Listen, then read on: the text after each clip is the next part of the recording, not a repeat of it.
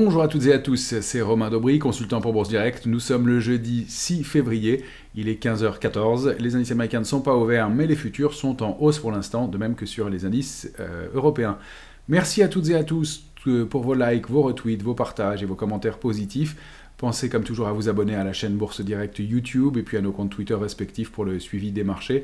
Et puis surtout à partager, à liker ce contenu, ça permet de le valoriser, vous connaissez le principe. Donc un début de semaine et une fin de semaine qui indique que les indices sont plutôt résilients une fois encore, sauf que sans garder de mystère pour l'instant, eh bien, du côté des marchés dérivés, on constate qu'il n'y a pas d'intérêt, pas de soutien acheteur.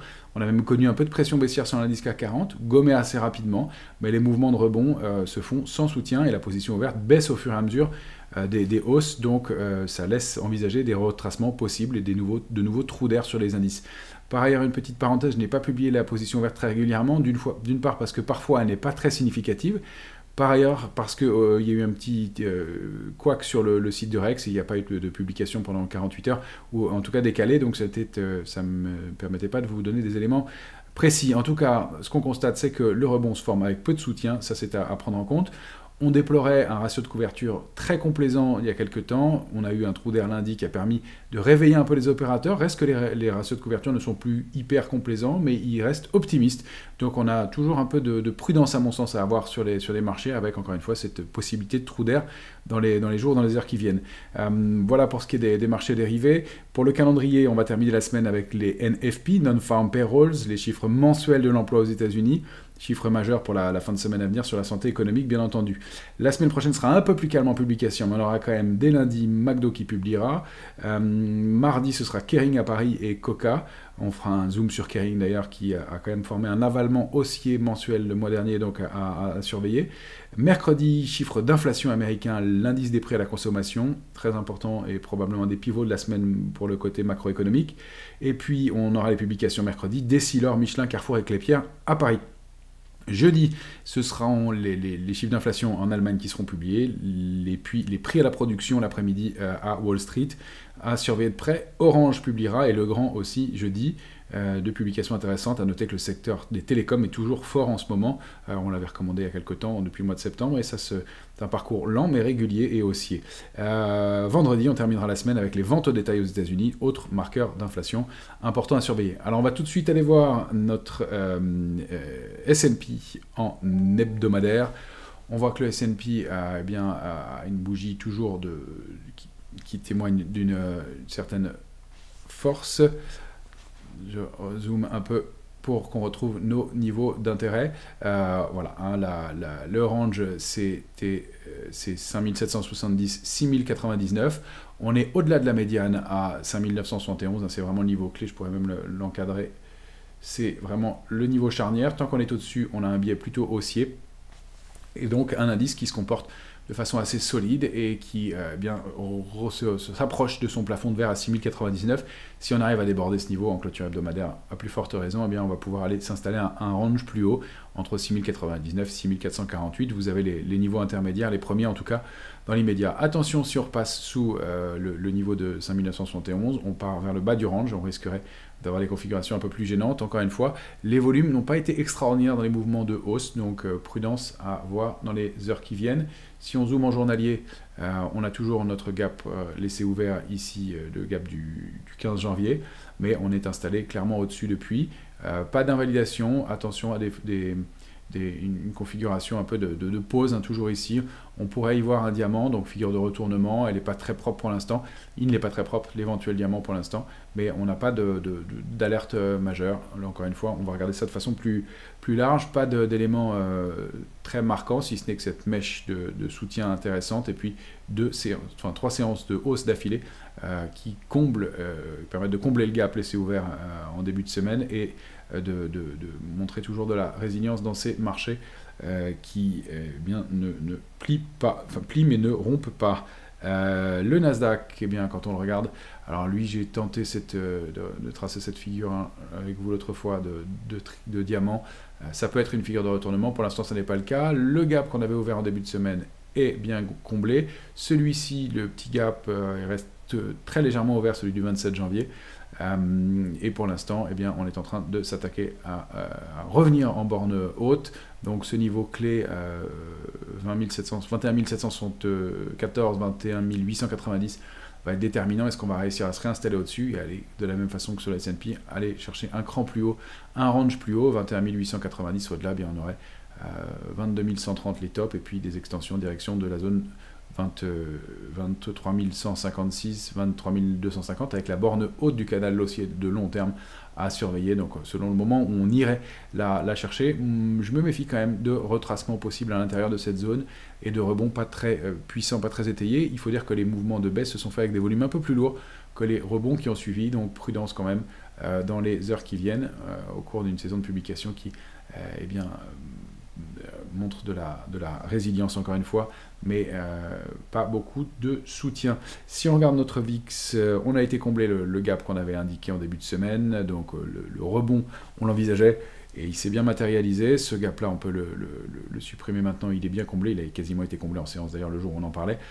On revient à 15,43, donc notre niveau d'optimisme fort, proche de la zone de complaisance. Rien de particulier à en dire, si c'était que, bien, encore une fois, ce serait un niveau propice pour former un contre-pied sur les indices et un contre-pied sur la volatilité par la même occasion. Si on passe sous 15,40 et qu'on s'y installe en clôture, bien, on sera en zone de complaisance. C'est pas un drame en soi, mais ça nécessitera un peu plus de vigilance. Voilà ce qu'on peut en dire pour le moment. On a l'Eurostoxx qui est en train de former un nouveau plus haut. Il est en train ouverture en gap aujourd'hui, et en train de s'approcher de son niveau de 5343. L'extension, on va pouvoir la marquer maintenant. Elle serait marquée par la duplication du range suivant, et donc direction 5553. On a alors, c'est pas parfaitement tracé, je vais le refaire plus proprement avec vous, voilà, ça c'est le bon range, dupliqué, on va aller un peu plus haut que 5553, 555, 558, à surveiller. Attention à ce gap en haut de marché, qui, s'il était comblé, et si on retournait sous cette zone 5264, je l'avais laissé en mensuel, et 5250 surtout, invaliderait le mouvement et renverrait vers une consolidation. Pour l'instant, ça n'est pas le cas. On reste haussier, non invalidé, et les petits trous d'air sont bien repayés, mais on sait que cette construction, ce rebond-là, ne s'est pas formé avec beaucoup de soutien, malgré la hausse de plus d'1% aujourd'hui. Donc prudence, et encore une fois, on vient de toucher une zone cible qu'on avait fixée ensemble parfaitement, 5314, la sortie du range précédent.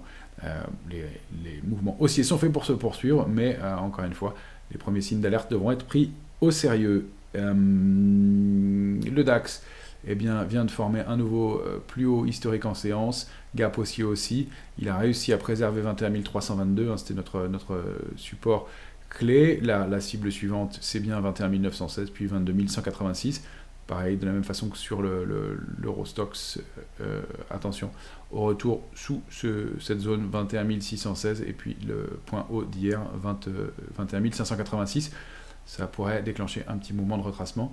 On a encore des gaps qui sont restés partiellement ouverts nettement sur le DAX, comme vous les avez ici, donc prudence, mais ça reste aussi, on n'a pas de figure de retournement à ce stade, même si toujours, on indique que le momentum manque un peu.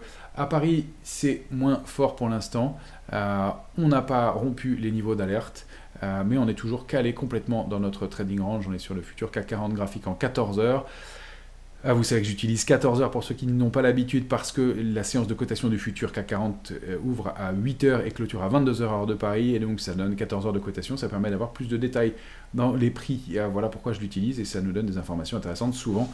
Voilà où on en est. Donc on a repassé la médiane du range, 7888, on est plutôt du bon côté de la barrière, et on se rapproche de ce niveau de 8009, qui est vraiment le plafond de verre qu'on n'a pas réussi à déborder le 24 janvier ni le 31, et pour l'instant on n'en est pas très loin. On a bien comblé le gap du début de semaine, on s'est réinstallé au-dessus. Pour l'instant, assez franchement, la sortie permettrait d'envisager des extensions en direction de 8258, avec ces niveaux intermédiaires 8066, 8131.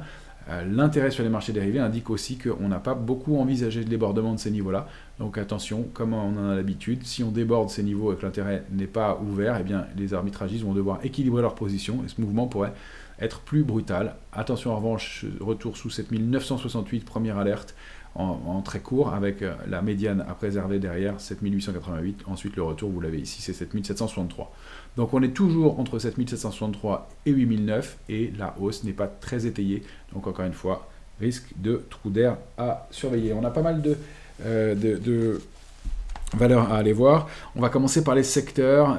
Il y a quelques secteurs qui se montrent un peu plus forts en ce moment. Ce n'était pas le cas depuis quelques temps.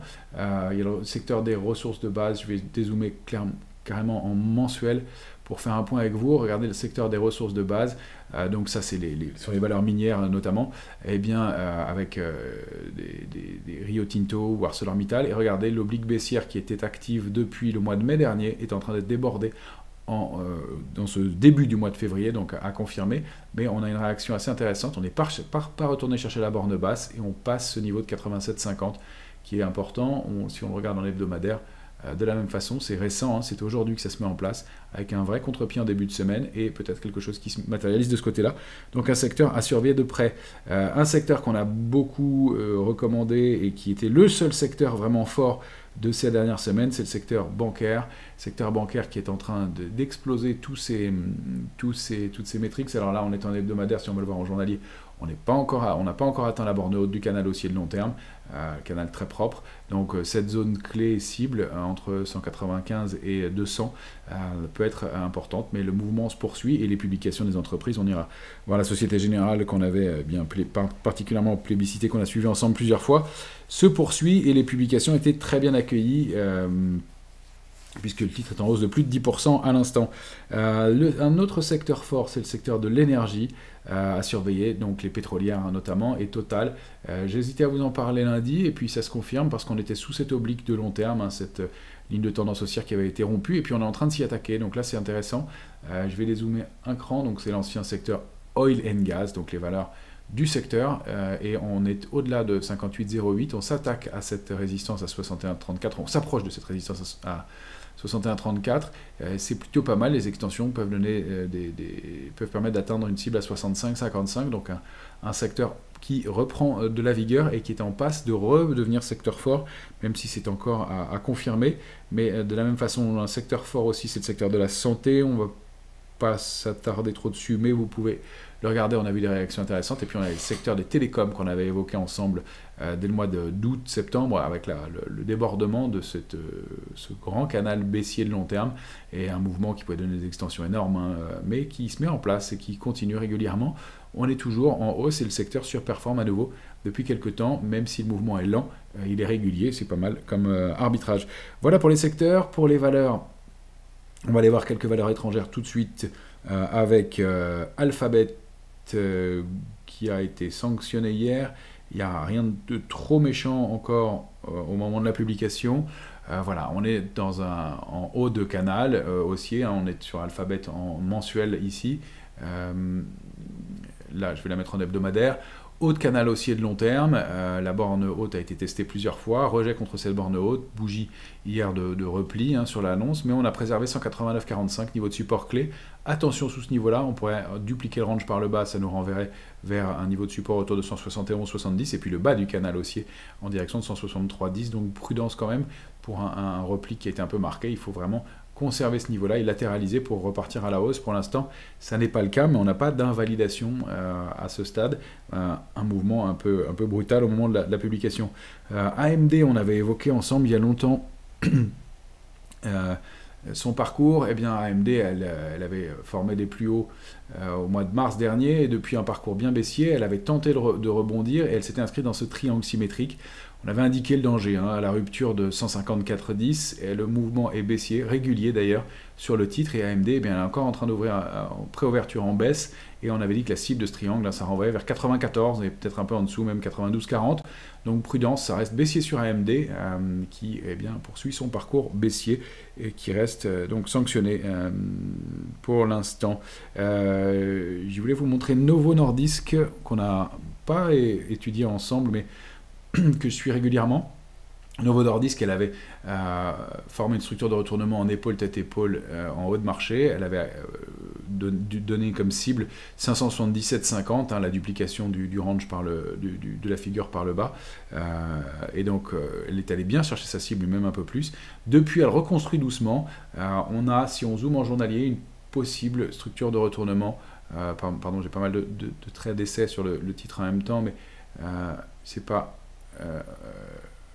voilà, ce qu'il faut regarder, c'est ça. Et cette petite structure de retournement en épaule, tête, épaule inversée, débordement de la ligne de cou hier au moment de la publication. Et la cible peut donner des mouvements intéressants pour aller chercher 698, 705, avec 645 comme gros plafond de verre, mais une petite figure de retournement qui donne une dizaine et une douzaine de pourcents de hausse sur le titre. Attention si on retournait donc déjà sous la ligne de cou, hein, et donc sous 616, mais à préserver absolument 577, sinon on aurait une configuration qui se dégraderait plus fortement. Mais la hausse d'hier s'est faite avec du volume, et donc cette petite structure d'épaule tête épaule inversée est de bon augure pour les heures à venir. Maintenant, c'est pas la même taille de figure que celle qui avait déclenché le mouvement baissier. Vous voyez la taille, l'ampleur de cette structure de retournement sur Novo Nordisk, elle est bien plus large que celle de retournement haussière, donc il va falloir reconstruire sur Novo Nordisk. C'est plus à court terme qu'on peut la regarder. Je voulais vous montrer aussi Amazon. Amazon, elle va publier ce soir, donc après clôture à Wall Street. Amazon, deux éléments importants. Alors, j'ai pas retracé les extensions. Ce que je voulais vous indiquer, c'est proche aussi de la borne haute du canal haussier de long terme. On pourrait dupliquer le range, hein, pour voir les ranges, pour voir des extensions sur le titre.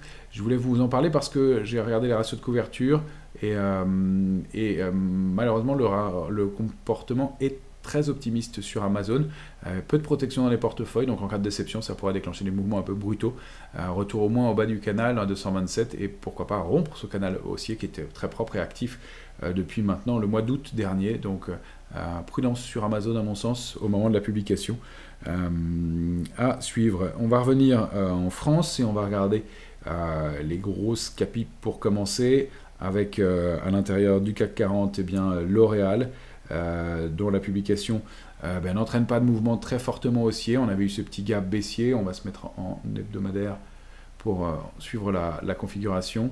Voilà, bougie d'indécision pour l'instant, double appui ici qui pourrait être un double bottom si on arrivait à se réinstaller franchement au-delà de la ligne de cou. On a fait un arbitrage au-dessus, puis retour en dessous.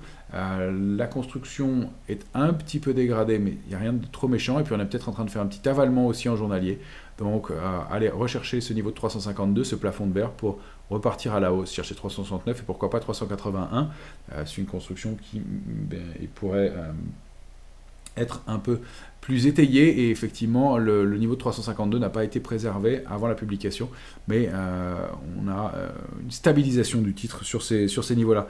On avait parlé ensemble de Téléperformance il y a quelque temps, et la hausse se poursuit. On bute contre ce niveau de 94,40 assez parfaitement d'ailleurs aujourd'hui, et on est en train d'essayer de déborder cette grande oblique baissière, hein, formée par les points hauts du mois de janvier de janvier 2023, janvier 2024, pardon, autant pour moi, janvier 2024, depuis du mois de juillet 2024, et sur lequel on avait aussi buté au mois de novembre dernier. On est en train de s'attaquer à nouveau à cette oblique, et puis on est proche de ce niveau de résistance à 94,40. Donc il y a peut-être quelque chose qui se met en place, une structure en tasse et peut-être une anse ici. En tout cas, le débordement de l'oblique permettrait de déclencher un potentiel aussi intéressant pour viser 104,40, puis 120, pourquoi pas. C'est si le niveau de 120,90 était débordé qu'on aurait ce double bottom validé, et donc cette possibilité pour Téléperformance d'aller chercher des cibles importantes en direction de 158. Donc une recovery qui est peut-être en train de se mettre en place avec ce petit plafond de verre dont on approche, 94,40, qui est clé pour le titre. La Société Générale, on l'a évoqué plusieurs fois ensemble, hein. Je vous avais dit que parmi le secteur bancaire, sur le secteur bancaire, c'était notre préférence pour l'instant. La publication est saluée, plus de 12% même pour le titre, plus 12% de hausse pour le titre maintenant. Société Générale qui s'approche de niveaux historiques. Je vais même me mettre en mensuel pour la Société Générale. Voilà, d'où on s'approche des niveaux qu'on n'a pas réussi à déborder en clôture mensuelle depuis 2008. Hein, on revient sur vraiment des niveaux historiques retestés en 2017. Donc c'est des niveaux pas vus depuis longtemps. Donc un parcours haussier, peut-être l'occasion de prendre un petit peu de bénéfices pour ceux qui étaient rentrés. On en avait parlé assez tôt, hein, puisque je l'avais recommandé sur BFM le 18 décembre. Donc peut-être un peu de bénéfices, ça risque de patiner un peu contre ce niveau-là. Et comme on arrive proche de cible sur le secteur, pourquoi pas, mais ça reste haussier, pas de raison évidemment de sortir des positions gagnantes. On rappelle qu'on conserve les positions fortes et qu'on allège les perdantes ou qu'on sort les perdantes. Pour l'instant, ça reste haussier. On pourra aller chercher des extensions, des duplications de trading range pour aller voir, mais les niveaux de résistance, je peux les tracer avec vous dès maintenant. On va dézoomer un peu les prochains niveaux de résistance majeurs. Alors, on va essayer de prendre vraiment les majeurs. Ici, on a probablement un niveau autour de 39,90. Et puis pour les plus optimistes, on reviendrait vers une zone autour de 47, on n'y est pas encore. Mais voilà les grosses extensions à suivre. Hein. C'est une zone autour de 39,90. Je vois qu'il y a des niveaux importants à 38,65. Donc cette zone 38,65, 39,90. Unibail qui a publié et qui est en hausse aussi. On l'avait évoqué ensemble, hein, cette sortie de triangle. Là, je vais dézoomer un peu. On va se mettre en hebdomadaire. Voilà la sortie du petit triangle de consolidation, donc un mouvement haussier, consolidation dans un triangle sorti par le haut. Bien, ce triangle-là peut permettre au titre d'aller déborder des cibles intéressantes. Si on prend la grande, la partie la plus grande du triangle, pardon, on a des extensions intéressantes, d'autant plus qu'on approche aussi sur Unibail d'un plafond de verre. Est-ce que je vais réussir à le poser correctement? C'est fait. Voilà, donc Unibail, on pourra aller chercher des niveaux en direction de 96,76.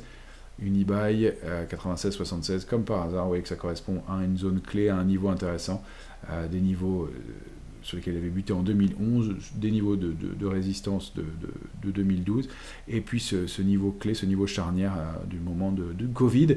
Donc pourquoi pas aller chercher des rebonds en direction de ce niveau-là. On reste haussier et au-delà de cette ligne de tendance haussière.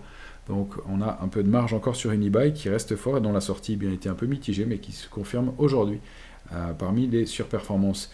Je voulais vous montrer enfin Kering, titre contre lequel on avait alerté en août 2021, au moment de cet horrible avalement baissier, avec des volumes qui avaient été 3 ou 4 fois supérieurs à la moyenne.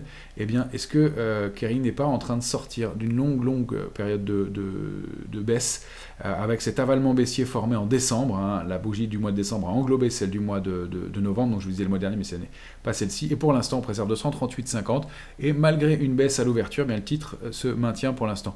Donc on a peut-être une structure de retournement qui est en train de se mettre en place, c'est du long terme, mais peut-être que Kering voit le bout du tunnel enfin, et peut rattraper son retard et aller chercher, si elle déborde 274, des extensions à 317, 355, pourquoi pas, et puis le bout de ces possibles biseaux d'épuisement, un biseau qui a été propre, hein, borne basse, borne haute testée encore une fois, borne basse ici, et on sortirait de cette structure d'épuisement de la baisse aussi. Donc plusieurs éléments qui laissent à penser que Kering se reprendrait, et encore une fois, elle était en baisse à l'ouverture, et regardez, alors j'ai beaucoup de traits d'essai sur le titre, encore une fois pour essayer de trouver des figures qui soient cohérentes. On aura une épaule, tête, épaule inversée, donc peut-être en train de former la deuxième épaule. Ça peut mettre du temps.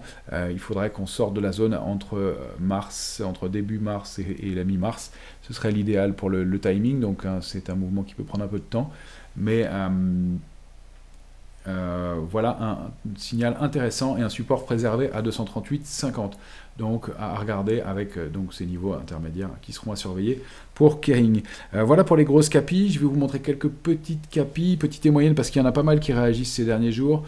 On a Mint qui a une configuration intéressante. On va se mettre en hebdomadaire.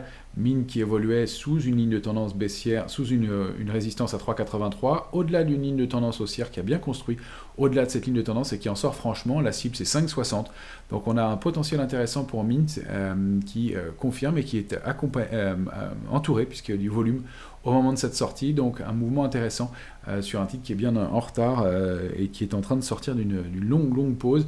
Donc j'aime bien ces congestions qui ressemblent à celle de Vallourec d'ailleurs, qui avait bien fonctionné. Donc un titre à surveiller. On a Voltalia qui est en train de se reprendre. Elle donne des niveaux de réactivation haussière au-delà d'un support important, 6,72. Elle est en train de dépasser 7,42. On a peut-être une structure aussi de retournement qui se met en place. Je vais zoomer en journalier sur Voltalia. Voilà, peut-être un double bottom qui est en train de se former ici, 19 décembre et deuxième point bas, un peu proche, mais 17 janvier. Ça nous laisse un mois d'écart entre les deux points bas. Ça validerait ce double bottom. Si c'est le cas, eh bien on pourrait dupliquer, si on arrive à déborder 7,95 que vous avez ici, on pourrait dupliquer ce range par le haut, valider un double bottom et donc aller chercher sur Voltalia des extensions en direction de 9,17. Donc recovery intéressante pour Voltalia aussi, qui a bien préservé ce niveau de 6,72, 6,92. Qui peut être à surveiller. Clariane, bien on l'a surveillé depuis quelques temps, j'aurais aimé vous en parler avant, mais j'ai un peu douté sur l'évolution du titre à court terme, une recovery intéressante aussi, alors je vais dézoomer en journalier sur Clariane. Clariane, bon, un parcours très baissier évidemment, elle a fini de baisser au mois de mars dernier, elle a construit ce rebond, avec accélération haussière brutale d'ailleurs, mais repli ensuite à une prise de bénéfice ou sortie d'opérateurs collés sur le titre, et puis elle consolide entre 1,7150 et 2,27 depuis maintenant le mois de mai dernier, et elle en sort par le haut avec des volumes qui accompagnent pas mal le mouvement. Donc 2,87 la première cible, pourquoi pas des extensions en direction de 3,37 donc une recovery qui est peut-être en train de se mettre en place, et on a aussi peut-être une tasse et anse, la anse est longue, mais ces arrondis comme ça, ces rounding bottoms ou ces sous-coupes, puisque c'est pas un bottom, ces sous-coupes sont de bon augure. Ça veut dire que les opérateurs ramassent et ça peut être des mouvements puissants qui se mettent en place. Donc surveillez Clariane et peut-être du mieux dans les semaines qui viennent, en plus des titres en retard, et on voit que les opérateurs sont en train de chercher ce genre de titres. Je voulais vous parler de Trigano, parce que Trigano elle était collée entre 113,90 et 128,40. Depuis 2 semaines maintenant, elle est en train de repasser au-dessus. 135,10 la première résistance, 149,40 la suivante. Ça c'est une oblique de long terme, on va la supprimer pour plus de lisibilité, et des extensions qui pourraient mener jusqu'à 162,80 tant qu'on est au-dessus de 128,40. Ça reste haussier et un peu mieux, on n'a pas des volumes extraordinaires, il faut le dire, sur Trigano, donc un signal intéressant mais peut-être moins fort que les autres. Je voulais vous montrer ensuite Bilindi, qu'on avait évoqué déjà il y a quelques temps ensemble. Bilindi, elle est toujours en train de sortir peut-être de sa longue congestion, avec cette structure de retournement en épaule, tête-épaule inversée. Bilindi, on rappelle que la cible, c'est la duplication de cette épaule, tête-épaule, ça renverrait vers 27,50, donc un gros potentiel aussi pour Bilindi. Attention, c'est un titre qui n'est pas très liquide, donc prudence quand même, mais il y a quelque chose qui se met en place de ce côté-là. Donc pourquoi pas aller rechercher des niveaux de résistance historiques et qui correspondent d'ailleurs à des points de rejet et des tops du titre, et des niveaux de retournement de tendance. Donc on a évidemment des niveaux intermédiaires d'ici là. C'est une grosse structure qui se met en place, mais vous voyez ce niveau de 24 qui est très propre, c'est un titre qui graphiquement est assez propre, donc la sortie avec du volume en plus est intéressante, avec ces niveaux à surveiller évidemment. Là on est en mensuel, je vous en indique d'autres, voilà ici aussi. Donc il y a pas mal de plafonds de verre pour aller chercher notre cible, mais peut-être un mouvement intéressant. Et puis Vicat, on l'avait évoqué souvent ensemble, et bien Vicat, elle poursuit son parcours discrètement haussier, mais elle continue depuis qu'elle est sortie au mois de janvier dernier de ce gros plafond de verre, de cette grosse résistance à 36,75. Donc la cible c'est 43,60 et les extensions 53,10. On a une configuration graphique qui est propre et un mouvement qui ne se dément pas après une petite pause de quelques jours, donc c'est plutôt pas mal pour Vicat. Voilà, je crois qu'on a fait le tour des éléments que je voulais vous montrer pour cette fin de semaine. Donc pas mal de choses à regarder, j'ai essayé de viser un peu large comme scope de valeur pour qu'il y en ait pour tous les goûts et les profils. Encore un peu de prudence à mon avis sur les indices, des dossiers individuellement qui peuvent être intéressants.